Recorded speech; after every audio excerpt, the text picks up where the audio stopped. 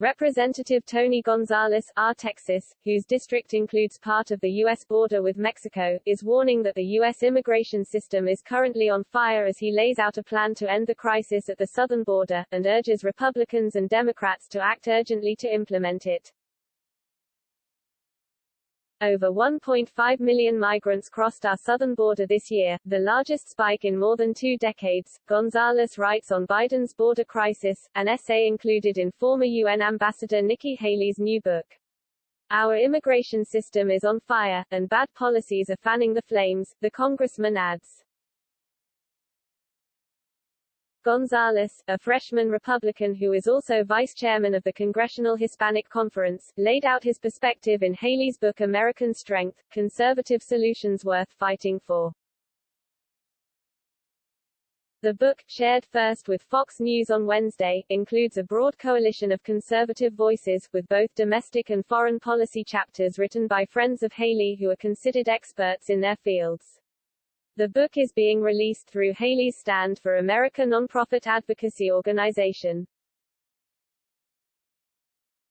Gonzales District includes 800 miles of the U.S.-Mexico border.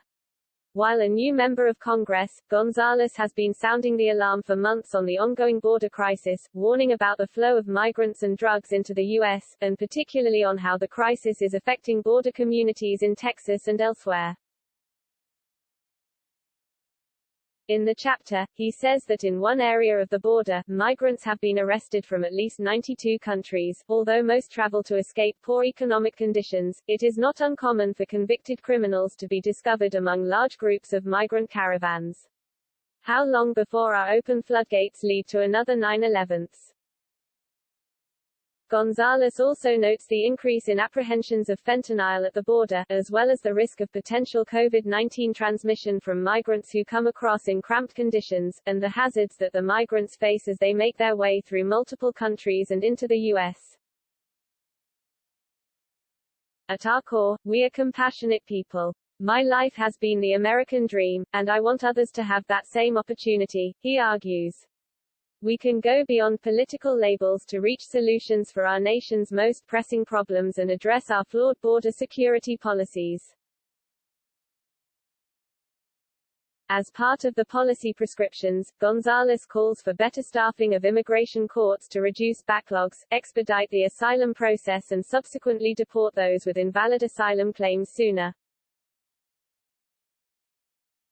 He also adds his voice to the number of Republicans who have called for the reinstitution of the Trump-era Remain in Mexico policy, which kept migrants in Mexico for the duration of their hearings, and which the Biden administration is partly resuming due to a court order. Moving forward, we must continue working with our international partners to stem the tide of migration before it reaches our southern border, he writes. If we combine that approach with an increase to our immigration court staffing levels, we can take a huge step forward in establishing an efficient system. Republicans have consistently called for the Biden administration to continue with Trump-era policies that it has since ended, such as border wall construction. Gonzales says that a mix of wall and tech is needed. In some places, that means we could benefit from a physical structure like a wall. In others, border technology is a much more suitable option.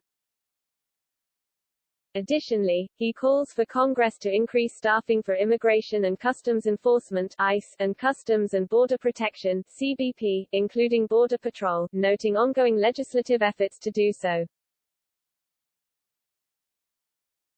I urge Republicans and Democrats alike to address the border crisis, he says. It needs our full attention now, and we must address it with a sense of urgency.